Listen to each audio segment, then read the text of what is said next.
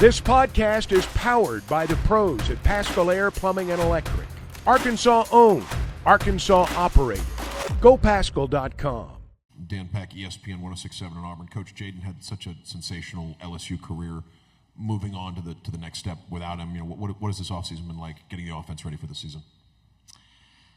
Well, I think we feel really good about the transition to Garrett Nussmeier. He's been with us. He knows the offense. He knows the structure. He's been immersed in everything that we've done since we've got here. He's been patient but persistent.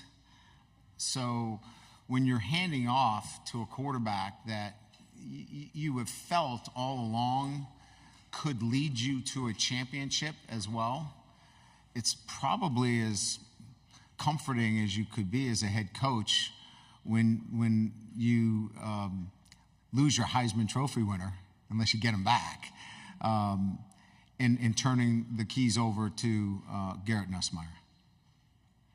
On the aisle, left side. Hey, Brian, John Sokoloff with WCBI. A couple games against Ole Miss already for you, a chaotic one, specifically last year. I'm just curious, what have you thought about, facing the Rebels last few years, and what do you think of Lane and what he's built in Oxford? Well, I've gone against Lane, multiple times, as you know, whether it's, SC or Mississippi, and have great respect for, what he has done as a head coach. Now, the offenses have been really, outstanding at both stops. And so it puts a lot of pressure on your defense. And we played really well in year one against them defensively, and really shut them down, if you will, in a number of ways. In year two, we didn't have any answers. And so I think when you look at this matchup, it really was indicative of what our problems were. And I think you could look to that game as that game cost us a chance to be in the playoffs. So in many ways, the Mississippi game forced our hand in a lot of ways to really evaluate our defense and what we needed to do in the offseason. So subsequently, we made wholesale changes on the defensive side of the ball with staff, and we've looked at it hard in terms of the personnel and what we're doing, and that game really became the mark for where we can't go again. Right side, third row. Brian, Brett McMurphy with Action Network. You've had an incredible amount of success in year three in your past stops. Are there any similarities that you, looking back, that made those teams so successful in year three? Well, each stop along the way has had similar, has really the same process in terms of how I've gone about building the program. So this is the most accountable team that I've had.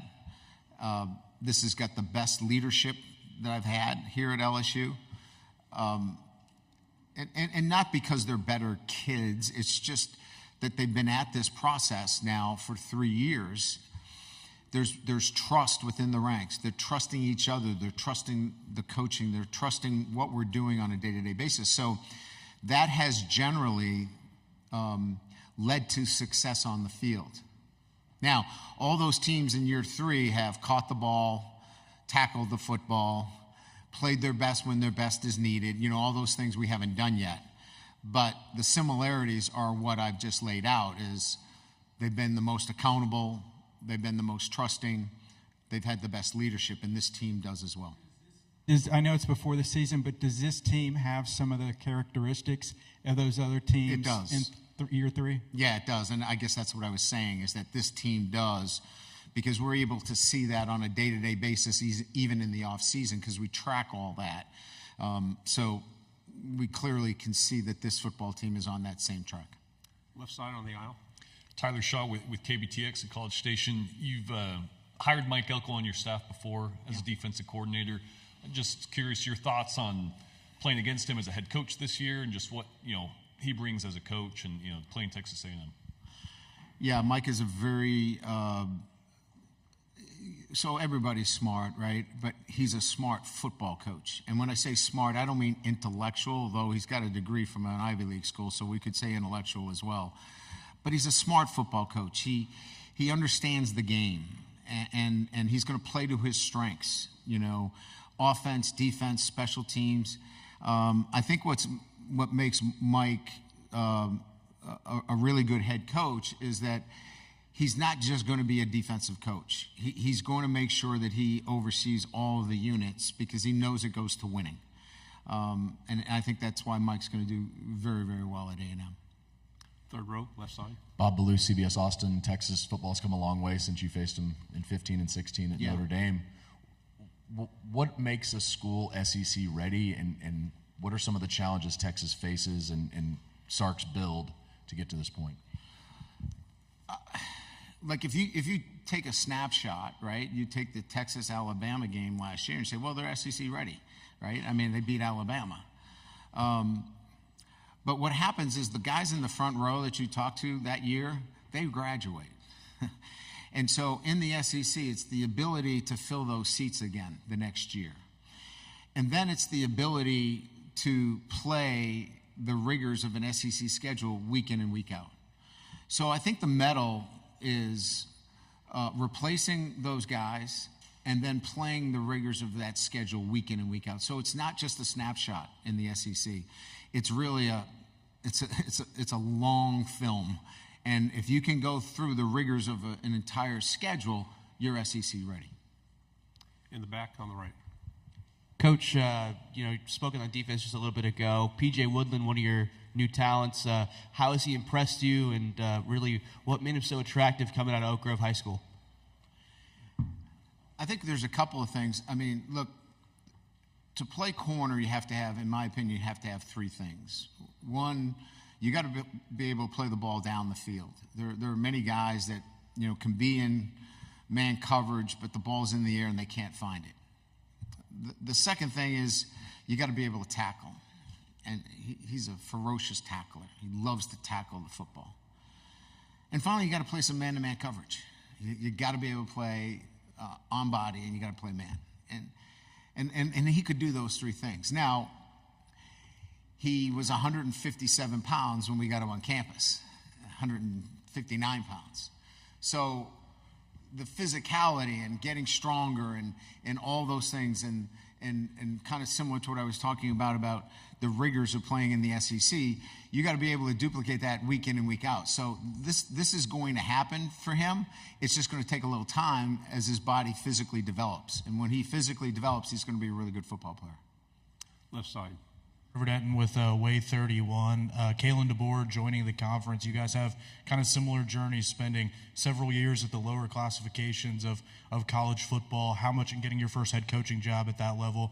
How much respect do you have for someone that made that type of journey, and what does it really take to get from there to sitting here as an SEC head coach right now? Well, you got to win. That's like a prerequisite. I think, what Kalen has done really well certainly is adapted, to whatever the situation is. And I think the adaptability to whatever his situation is allowed him to continue to progress. He's got a great offensive mind, but he's got and has built great relationships with his players. You can see that. You can see that there's a closeness that he's built. And look, at the end of the day, he's got to oversee an entire program. And so he's learned how to do the laundry. When you're at a small program, you got to know everything. You got to know, how the buses are managed. You got to know, how much money is going to be budgeted for the smallest of items. And when you know all those jobs, it's easier to hire the right people. And so he surrounded himself with good people. Second row. Coach Corey LeBounty, WNSP 105.5 in Mobile, Alabama, having a chance in your non-conference schedule to play the South Alabama Jaguars, led by Baton Rouge native Major Applewhite. Talk about that challenge in your non-conference. They're a challenging football team, and Major obviously I have a great deal of respect for what he's accomplished. He's innovative on the offensive side of the ball. He's an accomplished head coach. He'll have his football team ready. That will be one of those games where, after you schedule it, you're like, could we have done something different here?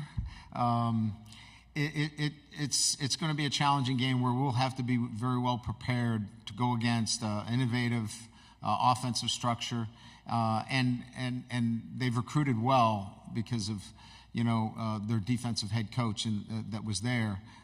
They had some really good defensive talent, so it'll be a challenging football game.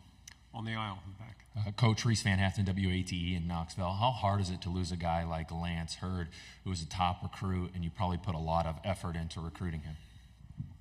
You don't want to lose anybody to your program that you've recruited, but there are times within your program that you present what the situation is, and if it's not agreeable to both sides, then you have to move on. And we wish him the best and hope that he has great success. He's a good kid, and he gets a chance to play at an SEC school that will give him a high profile and an opportunity to have great success. But sometimes it just doesn't work out. It doesn't mean that anybody is at fault as much as we hope that he has great success where he is. Jacques? Jacques Doucet, WAFB TV in Baton Rouge. I'm sorry, Coach. In the big room, you were talking about playing a game in Ireland. I know you've got some games with Clemson coming up, right? So when do you think that would fit? Do you have any idea what year and any idea on who you'd like to play in a game like that? Well, if we could cancel South Alabama and maybe go to Ireland. No, I'm kidding. Look, I would think anything that happens, relative to a international game, we'll have to make some adjustments in the schedule. So, and there'll have to be, parties that will agree to some movement on the schedule. So I'm not here to say that this is a done deal, but you're going to have to get a situation where if it's a non-conference opponent, that they're willing to move that game later to accommodate a game that if we wanted to play in Ireland. So there would be more than one party involved if that was to be put together. Let's go to the back here. Kennedy Wright with CBS 42. Coach, last season you kicked off the season against Florida State, which resulted in a loss. What is the game plan going into your first game of the season to ensure you come out with the win? Sure. Well, if I knew I could ensure a win, I probably would do it. I'm not going to, we're not going to change our preseason, ritual or program or, how we do things. I really like what we do. I think it's smart. I think it's safe. I think it takes into account the proper rest. So our football. Look, if I felt like when we played Florida State we were lethargic or tired or our legs looked like we were in mud, jumping offside or things like that, then I would make adjustments. We didn't play well enough against Florida State. And that was year two. And so what happened in that game is it exposed what was a real weakness for us. And what appeared to be, which was a weakness, was our defense.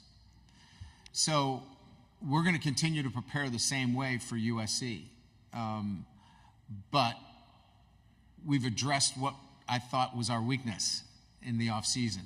And we're building towards having that weakness supported going into the USC game. Two final quick questions right here on the front row. We got to let the coach go. AP Stedham, AP and Kelly, as we see at syndicated radio.